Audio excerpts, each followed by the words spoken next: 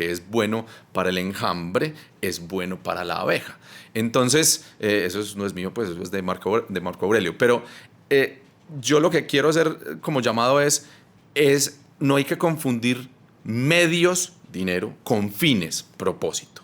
Los medios son importantes, pero no es el fin en sí mismo. El fin es el propósito y el valor que yo estoy derramando hacia la sociedad a través de productos y servicios que los aprecie un mercado, pero además mis empleados, cómo yo los cuido, y además todos mis stakeholders, cómo se ven beneficiados de que mi organización exista.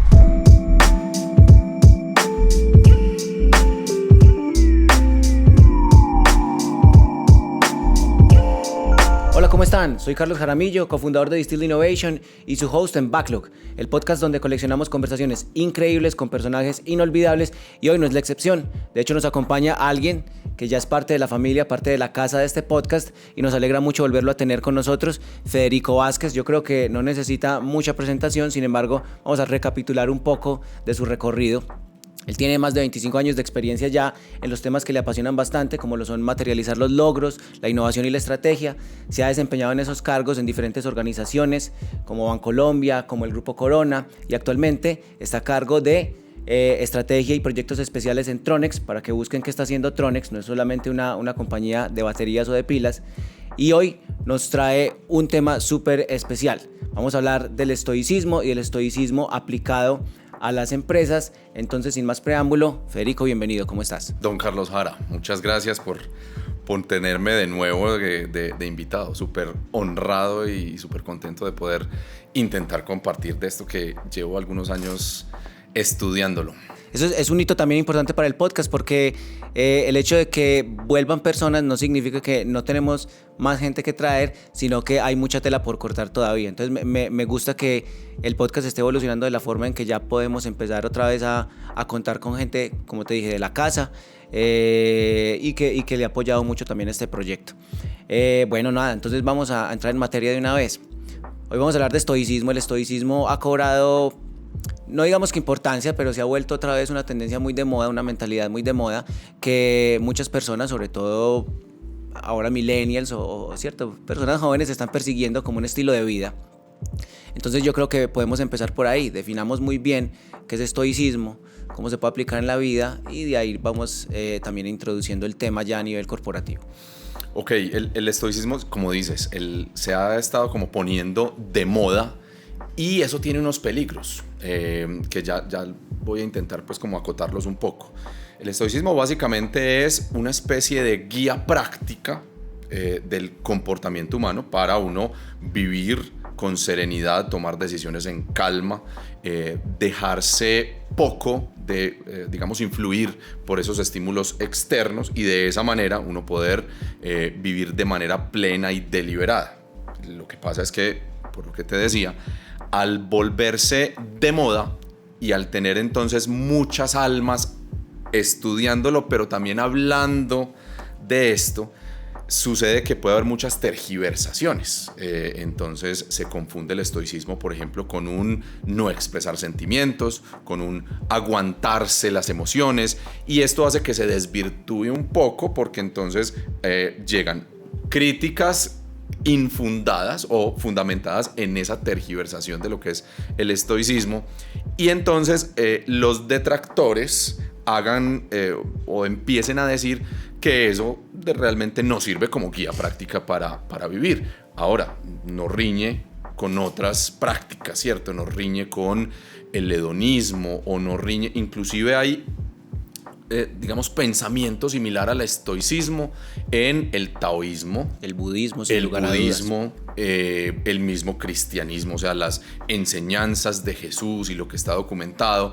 Entonces, realmente hay mucho de estoicismo en otras corrientes. Lo importante no es esa definición y decir yo quiero ser estoico, sino yo quiero vivir de manera deliberada, plena. Y cuando digo deliberada es yo decidir, más que dejar y darle el poder a cosas externas que decidan sobre mí en mi vida. Y yo creo que ahí es muy importante hacer una precisión, y ese es el riesgo de todo cuando se vuelve una tendencia, que creemos que entonces se puede productivizar o volverse un producto para que yo consuma y entonces de la noche a la mañana soy estoico o algo así, cuando esto es un proceso que se tiene que cultivar, que tenés que experimentar, que tenés que ir desarrollando también a nivel personal. Son formas alternativas de pensar, de actuar. De acuerdo. Inclusive, de hecho, el estoicismo se basa en lo que llamamos las virtudes estoicas, ¿cierto? Entonces está la justicia, la templanza, el coraje y la sabiduría. 4 virtudes estoicas que obviamente, pues en una era, el estoicismo nace por allá en el siglo III antes de Cristo y nace en Grecia. En Zenón de Sitio, en una estoa, que es el portón, empieza a reunirse.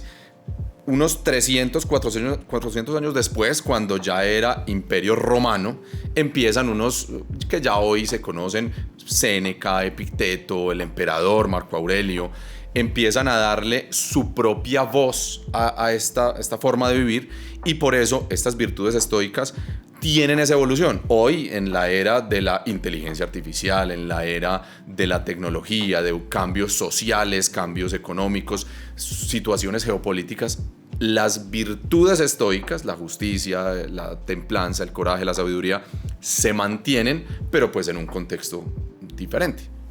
Hay que resignificar esos componentes, o más bien hay que adaptar la forma en que yo vivo el estoicismo al contexto actual. Yo creo que es una combinación de ambas cosas. Uno en la vida adquiere unas competencias que son finitas, ¿cierto? Que pueden dejar de usarse cuando la tecnología pasa de moda, cuando la tecnología deja de usarse, o cuando pasa algo en la tendencia. Pero hay unas competencias y hay unas habilidades que son a prueba de futuro. Entonces, el estoicismo es parte de eso. O sea, esas virtudes estoicas, esos comportamientos estoicos son a prueba de futuro. Porque, digamos, la justicia al contexto de hoy sigue siendo válido. Cómo yo hago. El mundo es súper injusto porque somos muchos y entonces el mundo y el entorno tiene para darnos a todos, pero entonces cómo yo me ocupo de hacer el bien para el sistema, y eso es diferente digamos, hoy en día a cómo va a ser dentro de 50 años, pero sigue siendo válido que yo me sacrifique por el sistema un poco para yo hacer este sistema mejor, porque a la larga lo que es bueno para el sistema va a ser bueno para mí. Lo mismo ocurre con la templanza, por ejemplo. La templanza es, digamos, tiene que ver con las actitudes de disciplina, de mantenerme. La disciplina básicamente es como yo aplazo el bien hoy, aplazo el placer de hoy porque priorizo un placer de largo plazo. Por ejemplo, yo no me fumo ese cigarrillo ya porque sé que el bien de largo plazo es mi salud. O yo mando ese correo ya y me pongo a estudiar ya, o yo hago un sacrificio hoy porque aplazo digamos, la retribución, porque esa retribución es un bien mayor. Eso es la disciplina. Cuando yo digo voy a ir al gimnasio hoy, es porque tengo cierto sacrificio de hoy, porque estoy priorizando un bien a largo plazo. Y eso sigue siendo válido hoy o en otro contexto. Lo que pasa es que puede ir cambiando las expresiones de esas virtudes.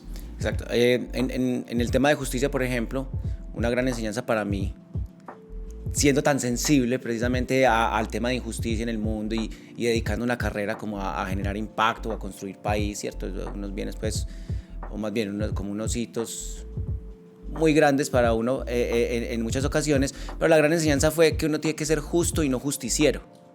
Entonces, exacto, lo que está a cargo de mí, muy bien, y lo que no, pues hay que hacer las paces con eso, en que yo puedo aportar desde lo que está a cargo de mí. Hoy estamos viviendo, como lo decías, en contextos, hablamos de entornos BUC, hablamos de escenarios Bunny, pero en un mundo que cada vez entra en caos o en crisis de forma más acelerada.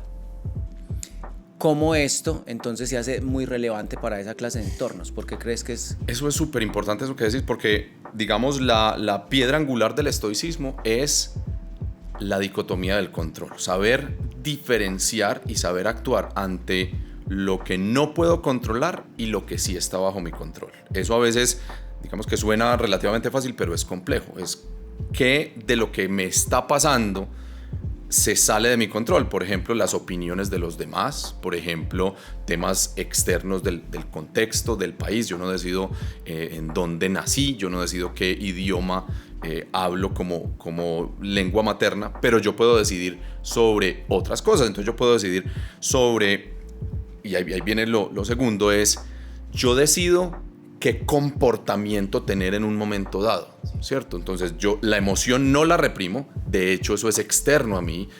Si yo siento rabia, siento temor, si siento alegría, yo no decido sobre eso, la emoción está, pero yo sí decido sobre entender esa emoción, saber por qué. Si a mí alguien que no tiene el mismo nivel de conciencia mío me está hablando de una manera y yo entiendo eso, que me está dando una rabia por eso, pues yo puedo responder no desde la rabia, no desde el impulso y disculparme en que no, es que yo no controlo mi rabia, sino desde la misma calma, sabiendo que está la emoción, o lo que decía en un principio, no es reprimir esa emoción, es entender que tengo esa emoción, pero que yo puedo controlar mi emoción. Entonces es saber que hay cosas que no puedo controlar, pero saber que sí hay muchas cosas bajo mi control y que a veces se me olvida, y yo más bien me encargo de dejarme llevar por lo que no está bajo mi control, en lugar de decidir actuar sobre las cosas sobre las cuales sí tengo control.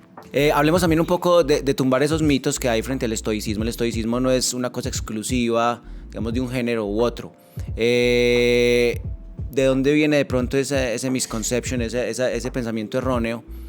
¿Y qué nos puedes decir como para ayudar a desmitificar? Eso es súper importante porque a veces cuando te identifican como alguien que ha estudiado estoicismo, cuando uno es mentor de algunas personas y la mentoría se enmarca como sobre esos tipos de pensamientos, las personas a veces, y era parte de lo que decíamos en un principio, dicen, es que eso es entonces de los hombres que se creen machos, o eso es para uno tragarse las emociones o controlar sus sentimientos. Y no, realmente, como decíamos ahora, las emociones están ahí, las emociones salen y nacen sin que tú las puedas controlar, pero tú puedes controlar, expresar la emoción desde la calma y decirle a alguien, estoy muy enfadado, estoy muy bravo por ciertas cosas, o estoy muy triste, e inclusive la alegría extrema, porque el estoicismo tiene algo, y es que no juzga, no hay nada bueno ni malo,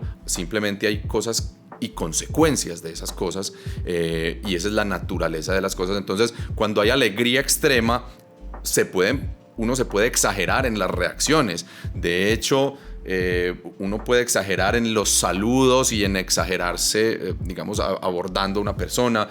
Uno puede exagerarse en la alegría cuando su equipo de fútbol o su político gana, ¿cierto? La alegría también es una emoción que uno puede entender y después dominar sus propios comportamientos para eso, para vivir deliberadamente. Entonces, esa confusión nace mucho de que, ¿será que el estoicismo es exclusivo de hombres? Porque es que son los que se muestran como sin emociones.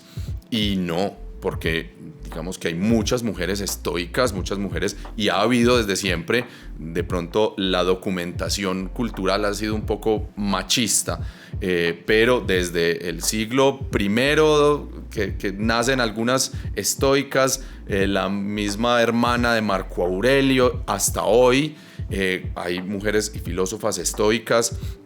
Hay deportistas, hay escritoras, Arianna Huffington, Martha Nussbaum. Hay muchas personas que son referentes para mí, para muchos, en estoicismo, y son referentes porque el estoicismo hoy, como decíamos anteriormente, está contextualizado en nuestras realidades. Entonces, definitivamente, esas faltas de entender los comportamientos estoicos o esos diálogos que se dan entre las personas que no han entendido y que lo tergiversan un poco, son quienes llevan a tener esos mitos de que es exclusivo para hombres, de que es esconder sus emociones, pero realmente es simplemente esta guía para vivir deliberadamente.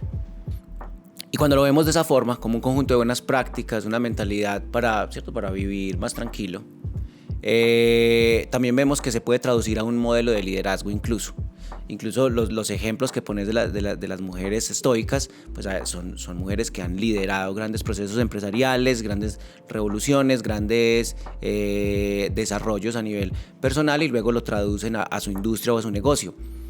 empecemos a hablar entonces del estoicismo aplicado a un contexto empresarial, aplicado a las organizaciones.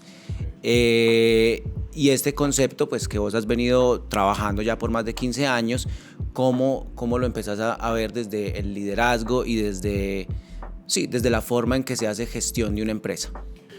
Eso es, a ver, uno puede mirar la organización como si fuera un organismo pensante, sintiente, etc. De hecho, uno de los pilares y que se derivan de lo que dijimos de la dicotomía del control, de saber que no puedo controlar, se aplica mucho a las organizaciones, porque una de esas cosas es no solamente dominar mi comportamiento bajo ciertas emociones, sino también que cuando hay adversidades que yo no controlo o inclusive equivocaciones que acabo de cometer, pueden surgir unas fortalezas importantes, o sea, aprender del error o inclusive unos aprendizajes personales y en este caso también organizacionales. Entonces, uno puede ver una organización como un conjunto de personas que ojalá sean estoicas en su actuar, pero también una organización como un sistema que las hace vivas. Y un sistema, para explicarnos, no es solamente un conjunto de elementos, sino es un conjunto de interacciones entre esos elementos. Entonces, en un sistema ocurren varias cosas. Lo primero es que en el sistema son más importantes las interacciones que los elementos mismos, ¿cierto? Porque ya es otra cosa cuando ya interactuamos, ya surgen unas cosas tanto que podemos generar valor, producir productos, servicios, etc. Segundo, que empiezan a emerger unas características que no son de los elementos, ¿cierto? Sino que son del sistema. En una organización nacen características como la confianza. Eso no es de nadie, es de las relaciones que surgen. Y no solamente las relaciones interpersonales, la relación de la organización como ente conmigo mismo. Yo confío en mi organización o mi organización confía en mí. Son características que llamamos emergentes de un sistema. Pero además, no solamente las interrelaciones y las características emergentes, sino que surgen unos efectos que se llaman los ciclos de retroalimentación positiva y ciclos de retroalimentación negativa, que básicamente son los famosos círculos viciosos o círculos virtuosos. Entonces, en una organización, yo no tengo ingreso suficiente, entonces no invierto en I+D+I. Por lo tanto, no tengo nuevos productos y servicios, por lo tanto, no tengo ingresos suficientes, y eso, un círculo vicioso o un círculo virtuoso. Tengo buen clima organizacional, eso atrae a las personas correctas llegan a trabajar acá y me refuerzan el clima organizacional. Entonces, y eso se puede, digamos, esos son solamente 2 ejemplos, pero se puede dar en muchos ámbitos. Lo importante aquí es que la organización puede verse como un sistema con relaciones, un sistema en donde emergen características del sistema como el clima, la confianza, la innovación colectiva, etc. Y además que suceden ese tipo de fenómenos que, si uno los utiliza para su bien, un círculo virtuoso, si uno lo utiliza bien utilizado, pues puede potenciar, porque aquí los efectos refuerzan las causas y podemos ser mucho más fuertes cada vez como organización. Entonces, la organización tiene personalidad, a veces algunos le llamamos cultura organizacional. Eso es la personalidad, la forma como la organización decide, la forma como la organización actúa y toma decisiones. Y uno habrá algunas diferencias, pero tiene muchas similitudes con un organismo pensante y sintiente. Así es. Y, o sea, así como nosotros somos un sistema complejo, una organización hoy también se ve como un sistema complejo, en donde lo que pasa en un área o en un proceso no está desligado de las consecuencias que va a causar en el resto de la organización. Definitivamente, es que eso que decís, y digamos, es como muy cliché decir, ojo, que uno no debe trabajar por silos en las organizaciones, pero eso hay que hacerlo mucho más explícito. Y si fuera cliché, no estarían todavía muchas organizaciones trabajando en silos. Porque es que también es un tema de nivel de conciencia. O sea, yo puedo simplemente decirlo, así como yo puedo decir, yo me leí toda la teoría del estoicismo, pero una cosa es esa y sabérsela, otra cosa es aplicarlo en los momentos donde donde la realidad me lo demanda. Entonces, lo mismo es para una organización. En todos esos procesos de decisiones de su estrategia, en donde yo sé que hay cosas sobre las cuales no decido, tanto económicas, sociales, políticas, etc. Y entonces yo sobre qué sí voy a decidir o aceptar la cruda realidad es viene un competidor que es más fuerte que yo eso no lo puedo cambiar. Entonces, ¿qué decisiones voy yo a tomar para adaptarme a una nueva realidad? ¿Y qué es lo realmente diferente que voy a hacer en cierto mercado, sabiendo que hay cosas exógenas sobre las cuales no decido, pero que sí, sobre las que sí decido, pueden hacer mucho impacto y pueden generar mucho valor? Y creo que tocas también un tema bien importante, es a nivel estratégico. No significa que estar dentro de una organización estoica o practicar el estoicismo a nivel organizacional me desligue totalmente de esos análisis o de ese zoom out o de esa vigilancia que yo puedo estar haciendo sobre fuerzas exógenas, sobre factores externos que pueden estar ejerciendo presión sobre el modelo de negocio, sobre la empresa. No es olvidarlos o dejarlos de lado, sino más bien, después de analizarlos y entenderlos, tomar la decisión de listo, ¿qué tengo yo sobre mi control para mitigar ese riesgo o potenciar esa oportunidad que puede suponer esto? De acuerdo, y es que ahí hay algo importante y también, y a mí me gusta relacionarlo con el estoicismo, que es un tema de el propósito de la organización, ¿cierto? Y es que a veces las organizaciones confundimos el propósito con unos objetivos que nos planteamos. Aquí hay algo importante y es que el propósito es hacia afuera, es el valor que yo le estoy generando a la sociedad. Ninguna organización se debe basar en producir dinero, aunque es indispensable producir mucho dinero. Yo no estoy de acuerdo con algunas expresiones de ciertas economistas donde dice que hay que maximizar las ganancias, porque esa no es la principal función de una organización. La principal función es generar valor. Y el valor no todo es económico. Entonces hay que maximizar el valor que yo genero. Y a veces eso implica no necesariamente maximizar las ganancias económicas. Sí son indispensables para generar ese círculo virtuoso de que si yo gano suficiente, yo puedo invertir suficiente en seguir generándole valor a la sociedad. Y en la medida que yo genere mucho valor a la sociedad, puedo capturar valor, cobrar por mis productos y servicios y el mundo me va a valorar más. Si todas las organizaciones nos pusiéramos de acuerdo en que nuestra misión es ese propósito de derramar valor hacia la sociedad, pues el mundo sería un mundo mejor, como decíamos ahora, porque lo que es bueno para el enjambre es bueno para la abeja. Entonces, eso no es mío, pues eso es de Marco Aurelio. Pero yo lo que quiero hacer como llamado es no hay que confundir medios, dinero, con fines, propósito. Los medios son importantes, pero no es el fin en sí mismo. El fin es el propósito y el valor que yo estoy derramando hacia la sociedad a través de productos y servicios que los aprecie un mercado, pero además mis empleados, cómo yo los cuido, y además todos mis stakeholders, cómo se ven beneficiados de que mi organización exista. Y obviamente hay que en ese proceso disfrutarlo, pero además generar el dinero suficiente para que esa rueda siga girando. Y ahí llegamos a un punto que creo que es crucial en conversaciones que hemos tenido por fuera del podcast.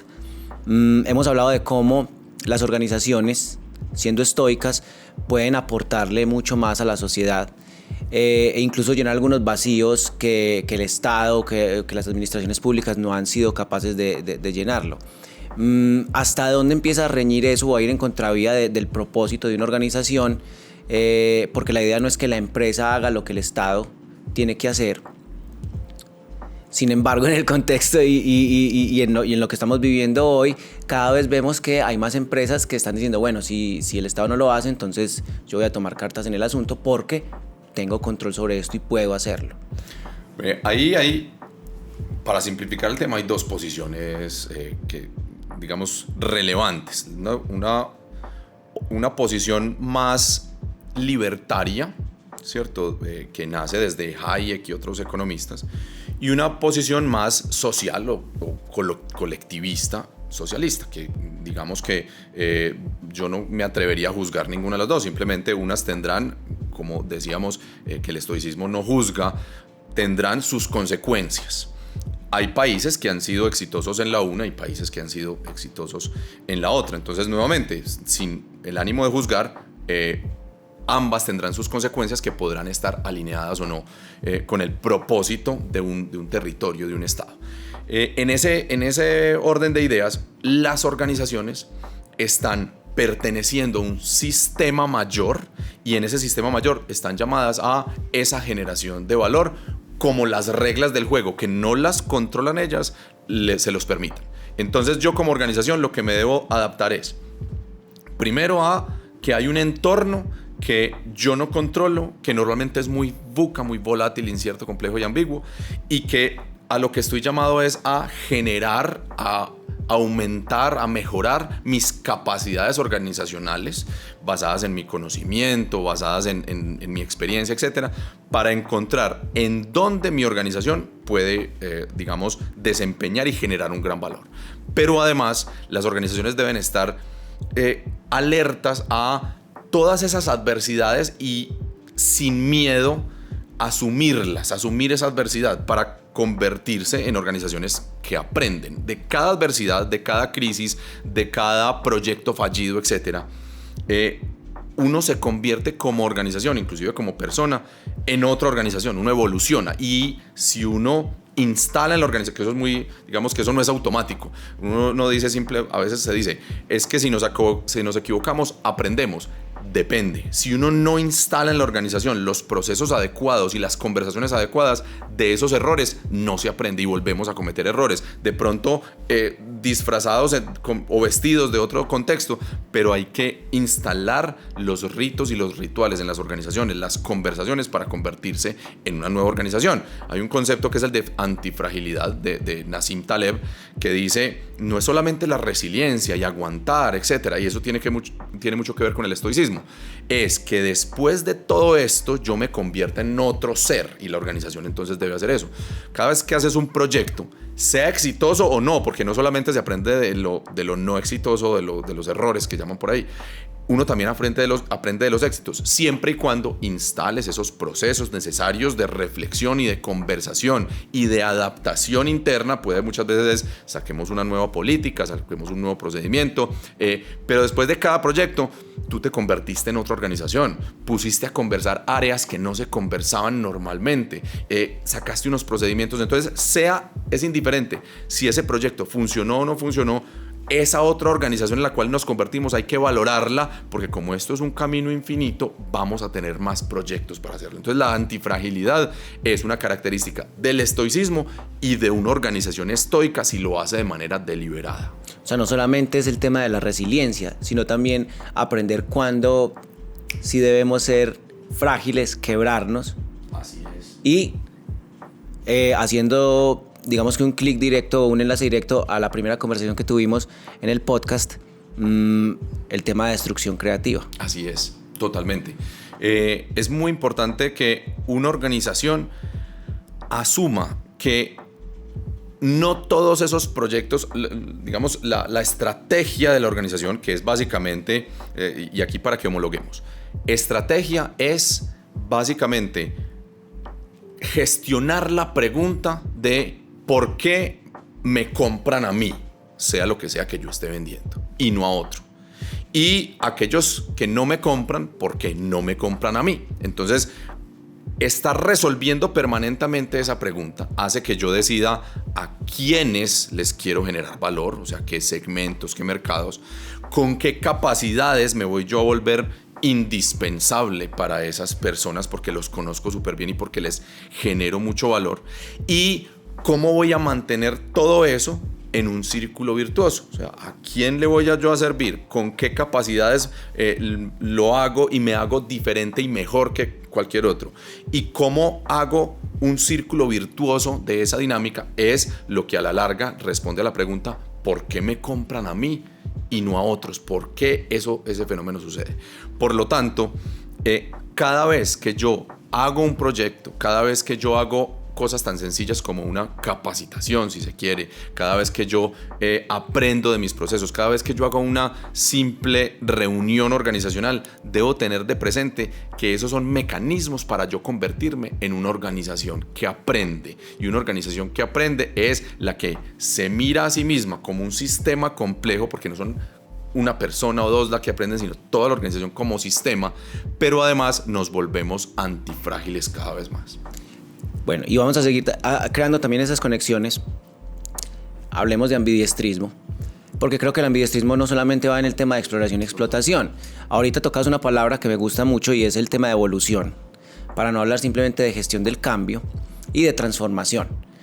La persona se transforma, al fin y al cabo son las personas las que llevamos un proceso de transformación, y cuando nos transformamos tenemos algo distinto que aportar a ese sistema complejo que es la organización, y la habilitamos para seguir siendo relevante y adaptarse, o en otras palabras también evolucionar. Ahí también hay un ambidiestrismo, porque muchas veces el enfoque ha estado en perfeccionar o consolidar esto que sabemos hacer muy bien, que ya validamos que es la razón por la que nos compran, pero dejamos de lado el tema de estar también vigilantes, de entender que afuera el contexto sigue cambiante, sigue evolucionando y que también tenemos que adaptarnos. Ahí ya nos empezamos a meter en los temas de listo. ¿Cómo se puede traducir esas buenas prácticas del estoicismo de nivel personal a nivel organizacional? Y cómo se puede fomentar ese proceso de transformación y de evolución, dándonos cuenta de qué ha cambiado, qué tenemos que resignificar, qué elementos nuevos tenemos que tener en cuenta y cómo irlos incorporando en la gestión de la estrategia, en la gestión de la operación, etcétera, etcétera. En todos los sistemas importantes para una organización.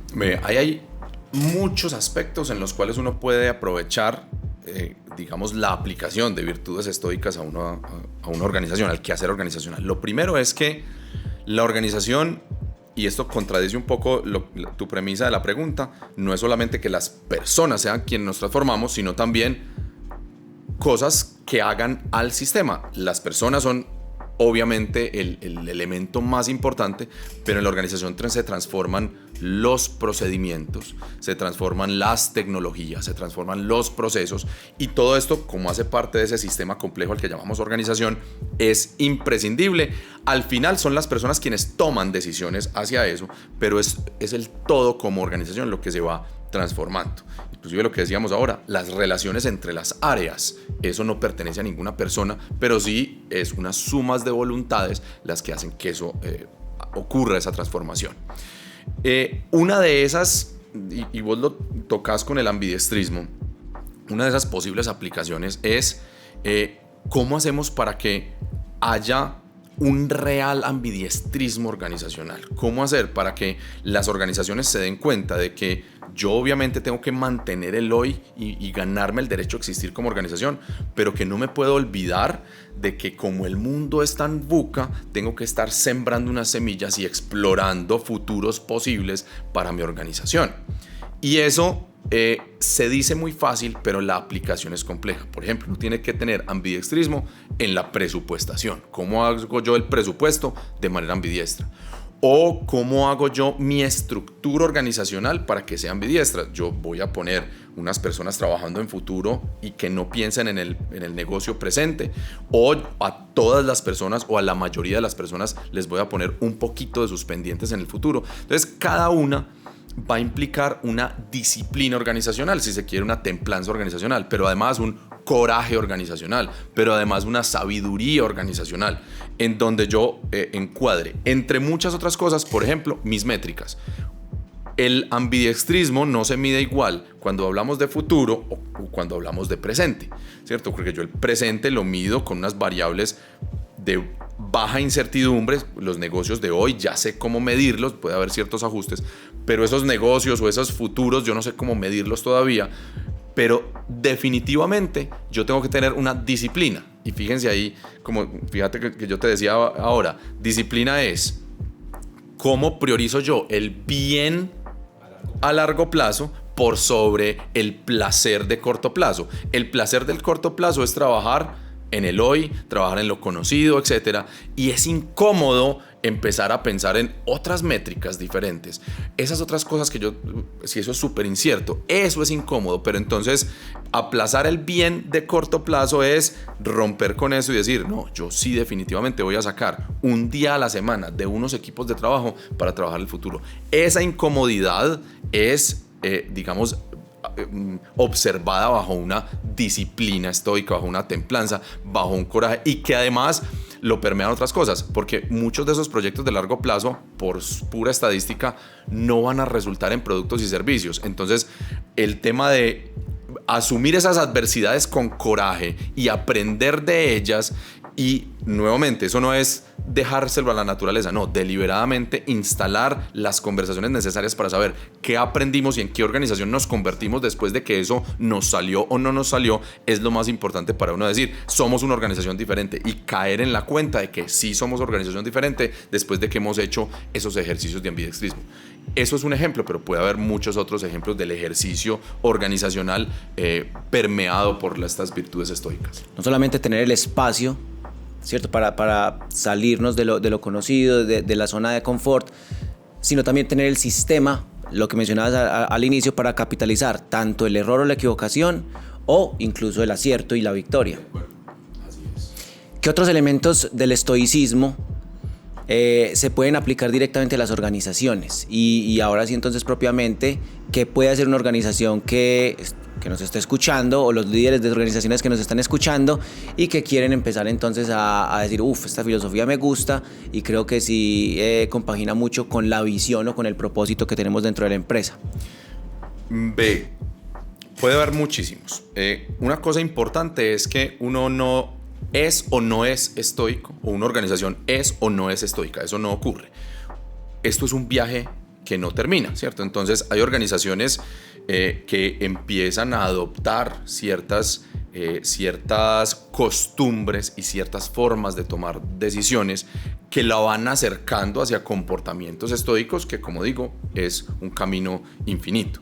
Pero muchas de ellas están alrededor, por ejemplo, de permitirnos ser vulnerables. Si hay algo que el liderazgo debe aportar a una organización, y lo digo como liderazgo y no como el líder, porque el liderazgo no se ubica en el líder, sino como un comportamiento emergente de ese sistema, y es que nos permitamos ser vulnerables, o sea, de que no todo lo sabemos, de que podemos cambiar de opinión y que inclusive podemos sacrificar mi quehacer, mi área, en términos de lo que sea, en el sentido más pragmático de presupuesto. Yo sacrifico mi presupuesto, porque ese es el presupuesto de la organización, en función de que otra área tenga más presupuesto, porque si bien eso no me conviene a mí en mis métricas, le conviene a la organización para seguir sobreviviendo.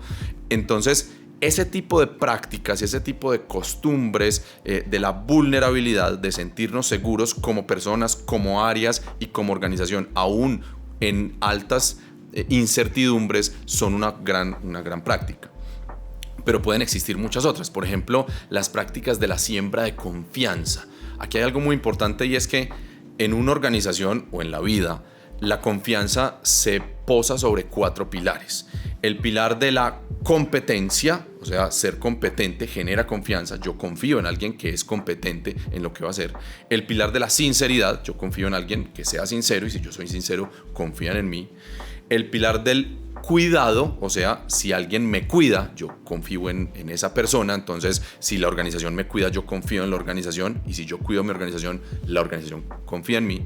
Y el pilar de cumplir lo prometido. Esos son los 4 pilares. Entonces, todas las prácticas que una organización construya hacia la confianza como elemento emergente de este sistema, todas van a ser no solamente virtudes estoicas, que eso es lo de menos, sino van a hacer que la organización genere valor en la sociedad. Pongo varios ejemplos. El optimismo. La definición real de optimismo, que eso también ha sido una tergiversación. Esto no es positivismo mágico, esto no es magia, es parte de la psicología positiva en el buen sentido pragmático. Es decir, yo por qué tengo fe en el futuro, por qué tengo una confianza en el futuro, y básicamente es porque, me lo voy a poner como organización, mi organización es competente, porque mi organización cumple lo que se promete, porque mi organización actúa al cuidado de los colaboradores, del medio ambiente, de la sociedad en general, y porque mi organización dice la verdad, actúa en la ética, actúa con propósito por sobre las ganancias. Eso hace que yo confíe en un futuro porque sé que mi organización va a ser capaz de llegar heroicamente hacia ese futuro. Pero además la confianza se cultiva internamente, ¿cierto? Si yo no confío en mi organización, si yo no sé que me van a pagar este mes, pues eso es un distractor grande para yo hacer lo que tengo que hacer y concentrarme en lo que tengo que hacer. Entonces, fíjate que el liderazgo también debe ocuparse de que las personas confíen en que esa dinámica, en que esto como sistema funcione para que se concentren solamente en esa generación de valor, que eso al final es lo que le va a redundar en su propio bienestar. Entonces, todas las prácticas que lleven a cultivar la confianza y obviamente las relaciones interpersonales dentro de la organización, ¿cierto? Si yo soy un líder que quiero generar confianza, pero siempre estoy diciendo, no, eso que yo dije, yo no me muevo un milímetro de ahí, eso es muy diferente a un líder que diga, ¿sabe qué? Lo que dijo tal persona me hizo cambiar de opinión. Esos argumentos son mucho más,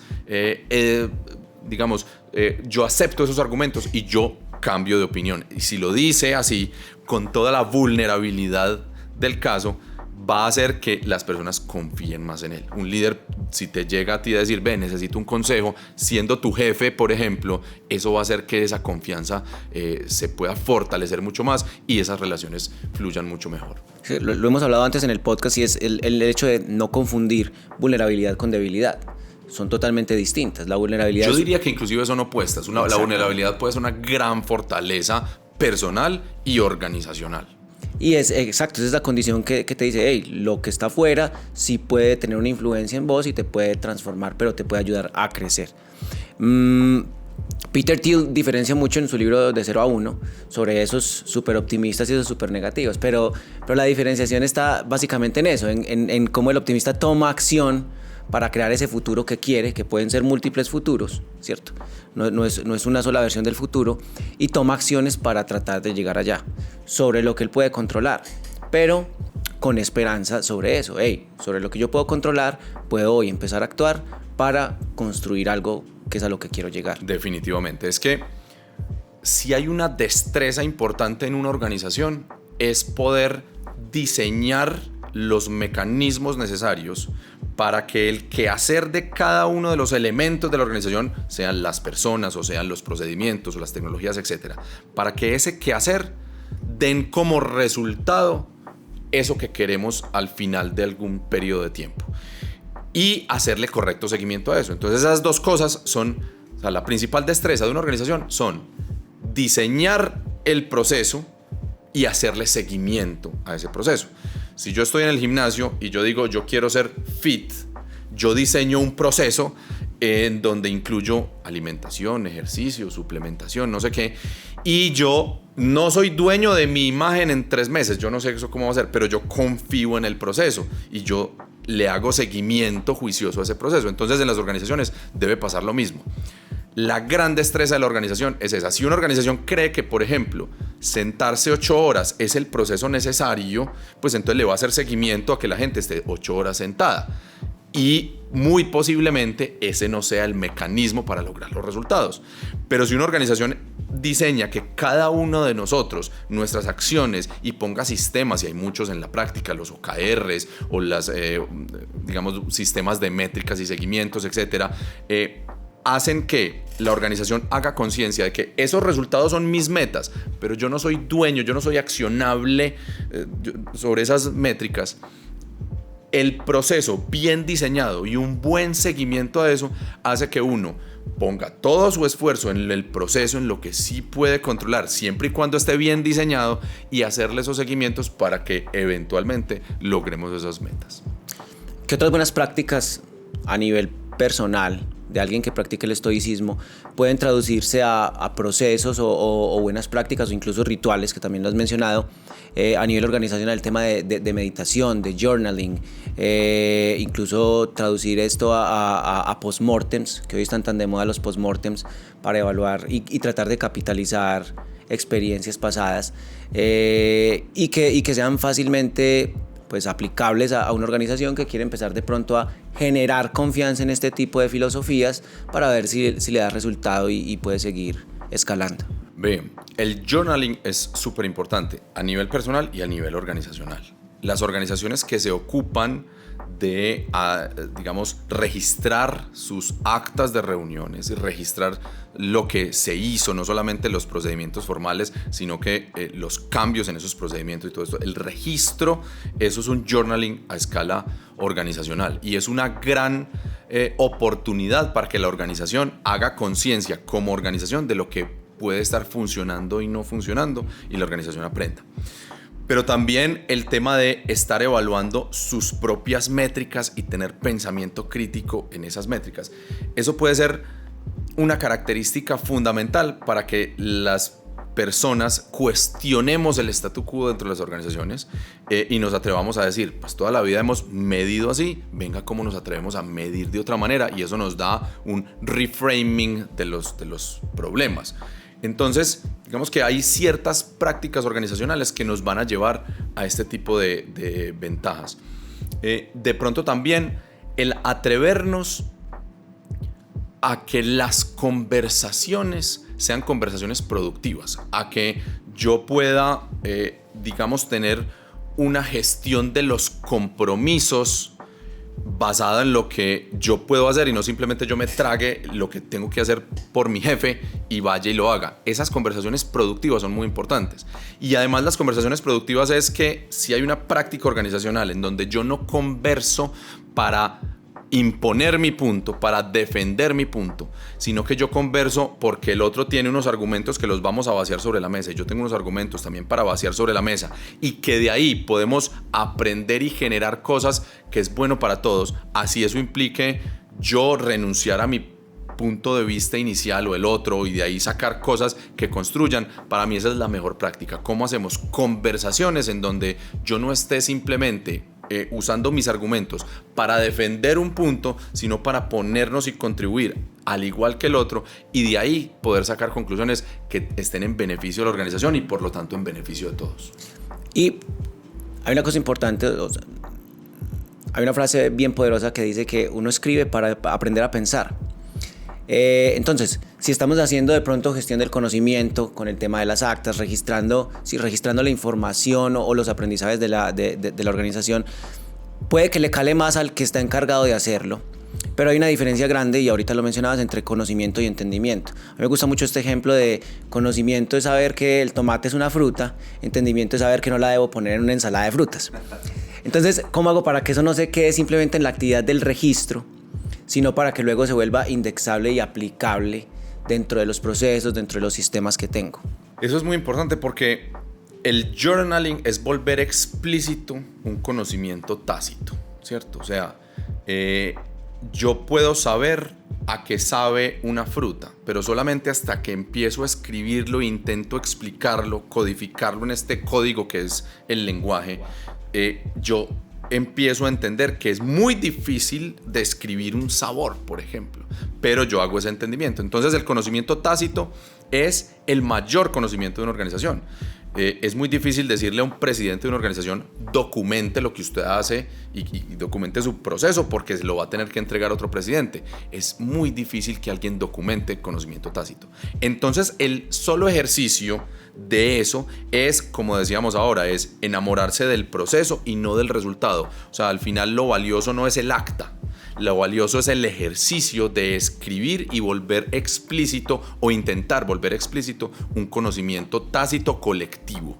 Entonces, al hacer esto, uno puede generar bastante conocimiento sobre lo que se hace, porque hacerlo explícito también es homologar entre todos lo que sabemos hacer, lo que podemos hacer y la potencia que puede tener eso para el futuro organizacional. Y escuchándote entonces también es una forma súper poderosa de identificar esos activos ocultos para capitalizar y para monetizar. Con toda seguridad. Es que en las organizaciones a veces no sabemos lo que sabemos. Y muchas organizaciones en las cuales yo he trabajado, uno monta nuevos negocios, intraemprendimientos, negocios de futuro basados en unos conocimientos que pasaban desapercibidos porque eran capacidades normales para el quehacer usual de la organización. Entonces, yo puedo saber procesar un material o un mineral, y con ese material hago cosas que, como mi foco es esas cosas, pasa desapercibido porque es como un valor normal saber procesar ese mineral. Pero al hacer conciencia de esto, es pasar de un conocimiento tácito a explícito, y yo puedo decir, con esas capacidades yo puedo generar otros negocios, puedo generar otros servicios, yo puedo generarle valor a esta sociedad de otras maneras, y por lo tanto puedo cobrar por otras cosas y crecer como organización. Entonces, volver explícito el conocimiento tácito es súper importante. Quizá las grandes fortalezas que nos ha estado trayendo la tecnología, en especial la inteligencia artificial, es volver explícitos conocimientos tácitos. Por ejemplo, componer una canción, un autor no es capaz de descifrar el mecanismo por lo cual eso es inspiración, ¿cierto? Eso es un conocimiento tácito que al final sale un producto, que no me gusta llamarlo así, que es una canción o un poema. Eso es conocimiento tácito que ha sido entrenado y ha sido fortalecido, y además hace parte de su talento innato de ese compositor. Una inteligencia artificial es capaz, por modelos de inferencia y por otras cosas, de ir prediciendo palabras, y al final tienen ese resultado. Una de las grandes fortalezas entonces de estas tecnologías es precisamente eso, es que yo puedo tener una herramienta tecnológica para volver explícito un conocimiento tácito, para poder tener unos descriptores, porque tiene mucho más recursos esa tecnología, y puede ayudar mucho en todos esos procesos organizacionales. Y que refuerza también mucho el tema de no solamente enfocarnos en trazar metas u objetivos, sino en crear los sistemas más bien para alcanzar esas metas o esos objetivos. Sí, definitivamente, y por eso es que yo soy más de la línea de que la inteligencia artificial no es que reemplace, sino de que potencie muchas de las características humanas, y no solamente humanas como individuos, sino humanas como equipos. La inteligencia artificial llega a potenciar sistemas que son individuos más otro tipo de cosas, más que a potenciar a las mismas personas, que sí lo hace, pero que debemos sacarle el jugo en todos esos contextos. Bueno, vamos llegando al final de esta charla. No sé si hay algo que se nos haya quedado por fuera que quieras tocar en este momento. Pues yo creo que quedan muchísimas cosas por fuera, porque en una conversación tan corta pues es imposible pretender que uno toque aspectos ni del estoicismo de una organización, pero digamos que es importante que las personas se lleven en su memoria la inquietud de profundizar en cómo hago yo, no solamente de mi actuar, sino de mi organización, una organización más estoica, una organización que de verdad toma decisiones en la calma, de que hace conciencia de que hay emociones juntándose, pero que eso no tiene por qué afectar las relaciones, y no tiene por qué afectar negativamente el valor que la organización genera en la sociedad. Entonces sí va a haber muchas cosas, pero la invitación es que a que todos los que nos estén escuchando cultiven y profundicen en eso, y pues igual si nos quieren contactar, que nos contacten para que conversemos de esto y que haya muchas personas hablando sobre una organización estoica. Igual estamos llegando al final, pero no se ha acabado del todo. Entonces ahí vamos también a entrar en esta parte en donde, primero, ¿cuáles son esos contenidos, esos libros, ese material que recomendás para las personas que quieran empezar a trasegar por este camino? Bueno, a mí no me gusta recomendar libros en particular, pero sí acercarse a ciertos autores para que las personas empiecen a hacer esa exploración. Hay unos autores que lo ponen muy práctico, como por ejemplo Ryan Holiday, que de manera muy cercana tiene unas obras que lo acercan a uno como persona al estoicismo. Yo todavía no he descubierto muchos que hablen o ninguno que hable de una organización estoica como organización, ¿cierto? Como viendo una organización como organismo, pero todo puede ser aplicable a un sistema organizacional, como por ejemplo lo que expresa un Simon Sinek en muchas de sus obras. Creo que es una buena aproximación. Y yo diría que habría otros, como por ejemplo Nassim Taleb, que lo nombramos ahora, y personas que hablan, por ejemplo, de estrategia desde una combinación entre lo emergente y lo deliberado y las apuestas, como por ejemplo Mintzberg o Roger Martin. al hablar de cómo yo me doy cuenta de mis capacidades y que las adversidades también son fuente de aprendizaje, hay una combinación de la estrategia deliberada y la estrategia emergente que pueden hacer que los resultados, los experimentos y demás operaciones organizacionales sean bastante exitosas. Ahora en Distill estamos hablando mucho sobre liderazgo, porque ha resultado ser una de las necesidades más grandes de las empresas de cara a los retos que están afrontando para ese diseño de futuros, o más bien con la incertidumbre de qué va a pasar en esta clase de contextos. Y decimos que uno de los componentes más importantes de los líderes hoy es esa mentalidad híbrida, en donde el líder o la persona que está liderando equipos es capaz de tomar esas decisiones informadas a partir de datos, pero sin perder de vista la intuición humana o la empatía. ¿Cómo podríamos conjugar eso desde el estoicismo?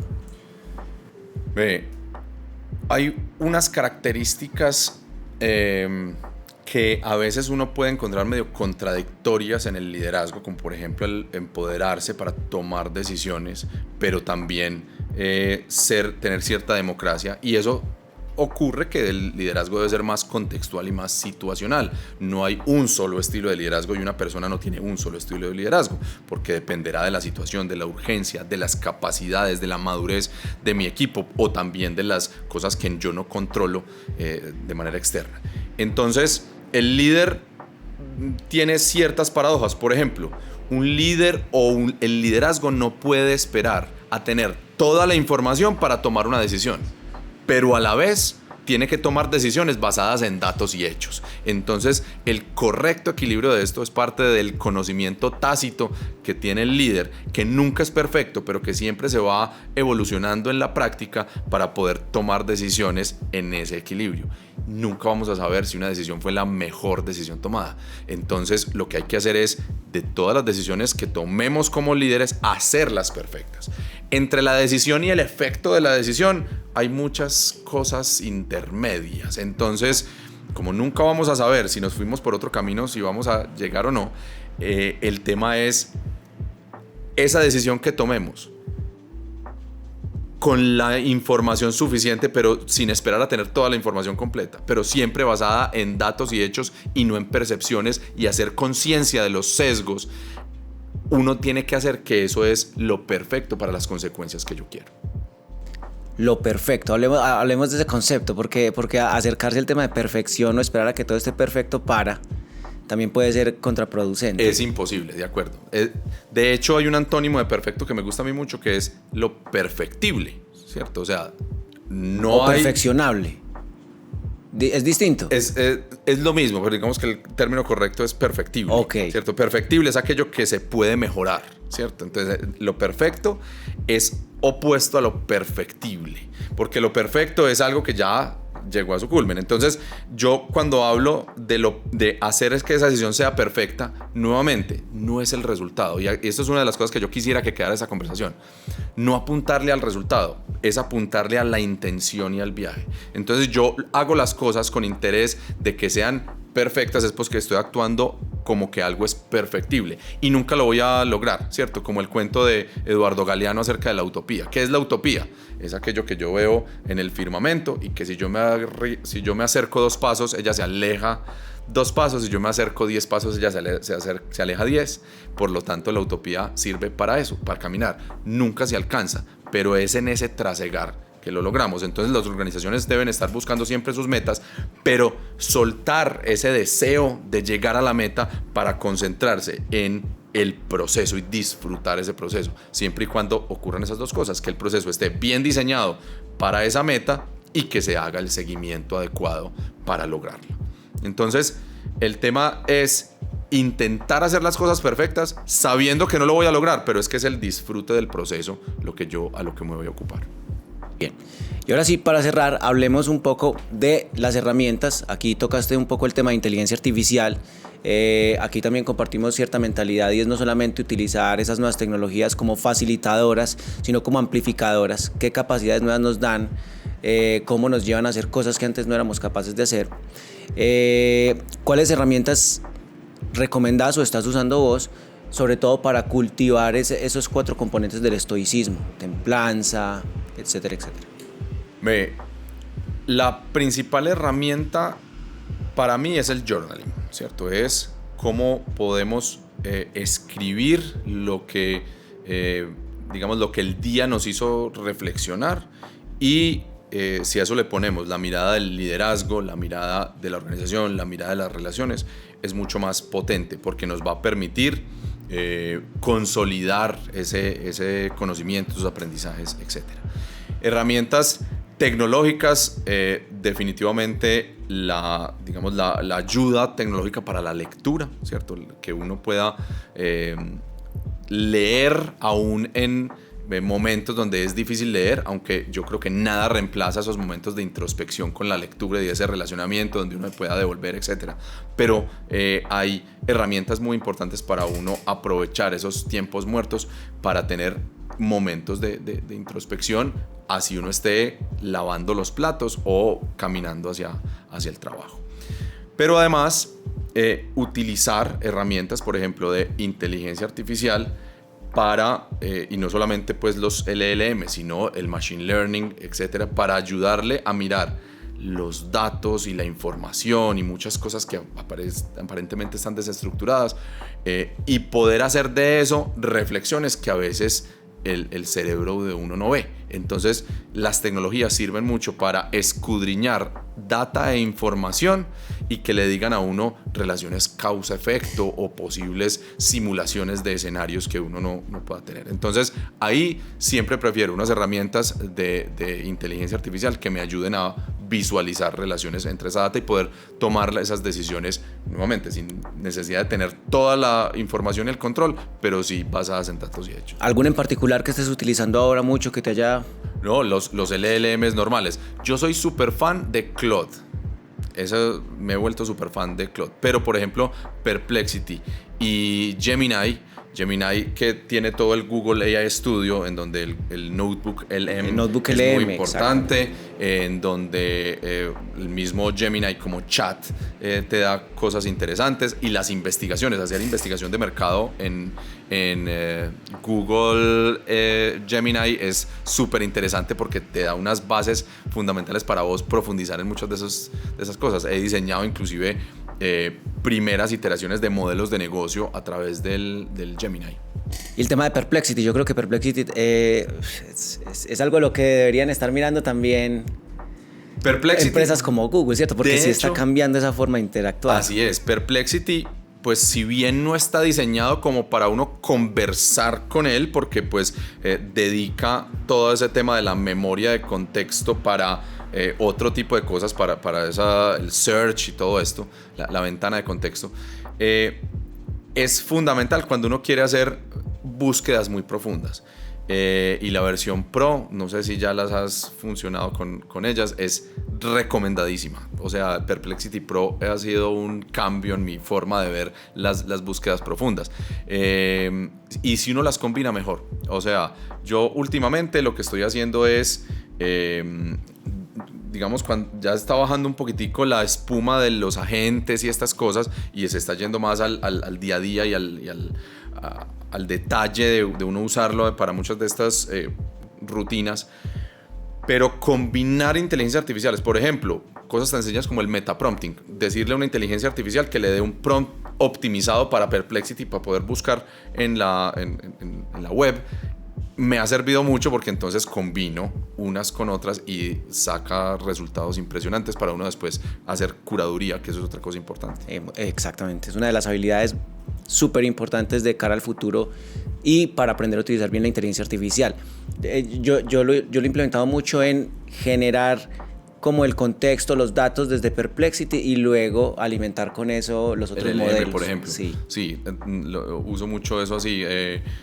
O generar toda la información en Perplexity o en Gemini y eso después meterlo al LM, al notebook, para uno poder entender mucho mejor o explicarlo mucho mejor o adaptarse a ciertos contextos. De hecho, el tema del prompt engineering ha estado siendo reemplazado por el context engineering. Invitadísimos a profundizar en el concepto de context engineering como la ingeniería, aunque digamos ese engineering no es un sustantivo de ingeniería, sino ingenierizar el prompt o ingenierizar el contexto, o sea, hacer todos esos nivel de detalle y de mecanismos detallados para que el contexto sea perfecto y que uno pueda optimizar o maximizar el resultado que le dé a uno una inteligencia artificial. Excelente. Bueno, ahora sí entonces estamos llegando al final. A ustedes que nos están escuchando, que nos están viendo en sus plataformas favoritas, muchas gracias por estar ahí pendientes de Backlog. Venimos con toda en esta quinta temporada. Para Federico, esta cámara y esta cámara. Contanos dónde te pueden seguir. Si la gente está interesada en aprender mucho más de estoicismo, de llevar este concepto a las organizaciones, dónde pueden contactarte. Obviamente a través de Backlog es uno de los canales, pero si quieren entrar en contacto directo con vos, ¿dónde lo pueden hacer y cómo se pueden acercar a vos? Bueno, a mí es muy fácil acercarme porque pues yo no soy muy de redes sociales, pero siempre reviso los mensajes que tenga, principalmente en LinkedIn o también en Instagram, pues eventualmente me contactan por allí. Y esto no es una ciencia exacta, o sea, esto no es una receta, no es algo fenomenológico que si uno tiene algo, lo hace perfecto, le va a dar resultados perfectos. Esto es simplemente una serie de invitaciones a tener maneras no solamente de pensar, sino sobre todo de actuar, para que no lo dejemos en filosofía, sino en hábitos prácticos y duraderos. Instalar las virtudes estoicas no es una cosa de un día para otro, es ir haciendo conciencia de lo que yo hago en el día a día y empezar a descubrir cómo de esa manera yo me relaciono mejor con los otros están más contentos con mi presencia y cómo las organizaciones también tienen valor al hacer que las personas que en ellas trabajemos dentro del estoicismo. Entonces, si me quieren contactar, estoy súper abierto en LinkedIn, estoy súper abierto en Instagram o por donde quieran. De hecho, si nos están escuchando desde Medellín, pues muchas personas pues tienen mis datos y invitadísimos a que conversemos y a que debatamos alrededor del estoicismo, no solamente personal, sino sobre todo organizacional. Entonces llegamos al final de este episodio. Muchas gracias por seguirnos. Ya saben, este es Backlog, el podcast donde coleccionamos conversaciones increíbles con personajes inolvidables. Federico, muchas gracias y nos vemos en la próxima.